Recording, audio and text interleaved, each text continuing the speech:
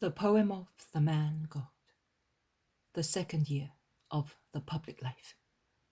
Chapter 152. In Zebedee's house, Salome is accepted as a disciple. 2nd of May, 1945. Jesus is in a house, which, from what the people living in it say, I understand to be the house of John and James. With Jesus beside the two apostles, there are Peter and Andrew, Simon Zealot, Iscariot, and Matthew. I do not see the others. James and John are most happy. They come and go from their mother to Jesus and vice versa, like butterflies which do not know which of the two equally loved flowers they should prefer.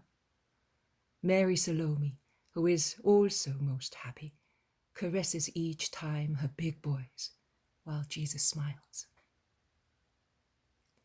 They must already have had the meal, because the table is still laid, but the two disciples at all costs want Jesus to eat some bunches of white grapes, which their mother has preserved, and which must be as sweet as honey. What would they not give Jesus?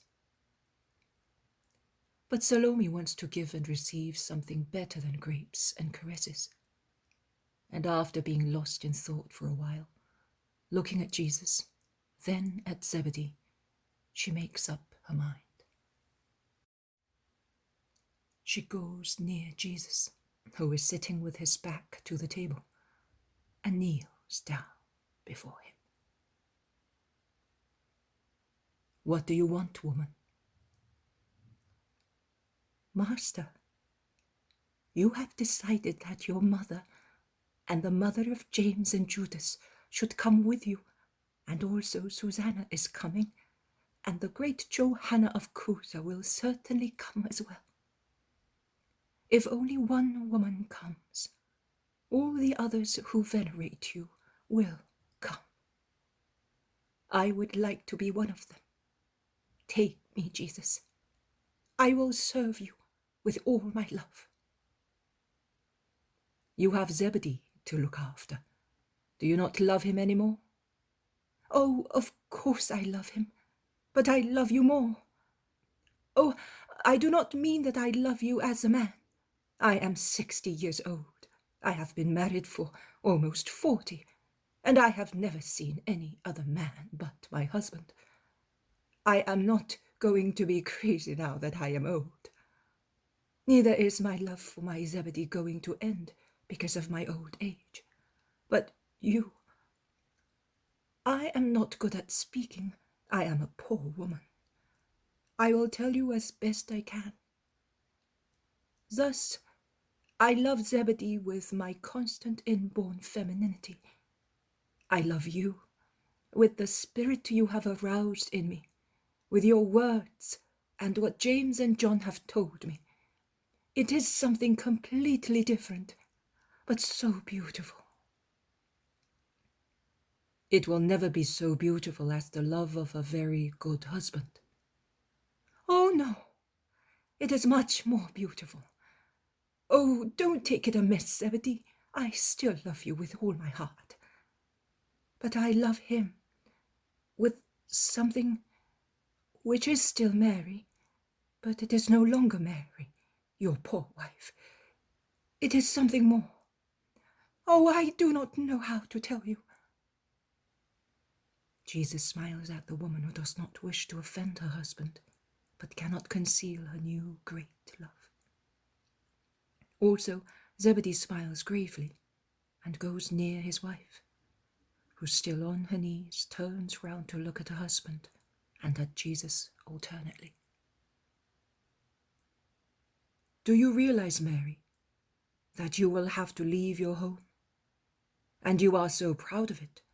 Your flowers, your doves, this vine that bears such sweet grapes of which you are so proud. Your beehives, which are the most famous ones in the village, and you will no longer have your loom on which you have woven so much linen and so much woolen cloth for your dear ones. And what about your little nephews, what will you do without your little nephews? Oh, my lord, what do all these things matter? Walls, doves, flowers, vines, beehives, looms, they are all good and dear things, but so insignificant as compared to you and to loving you. My little nephews? Well, yes, I will feel sorry that I cannot put them to sleep on my lap or hear them call me. But you are worth more.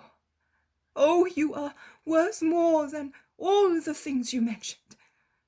And if those things were taken all together, and because of my weakness, they were as dear or dearer than serving and following you, I would cast them aside with the tears of a woman to follow you with the smile of my soul.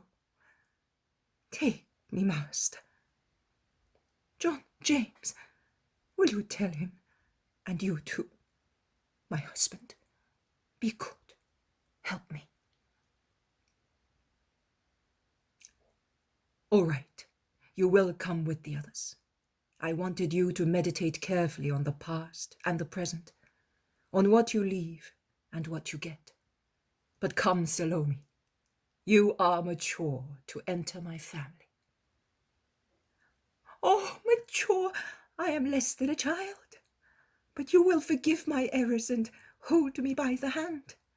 You, because coarse as I am, I will be much ashamed before your mother and before Johanna. I will be ashamed before everybody, except you, because you are the good one, and you understand, pity, and forgive everything.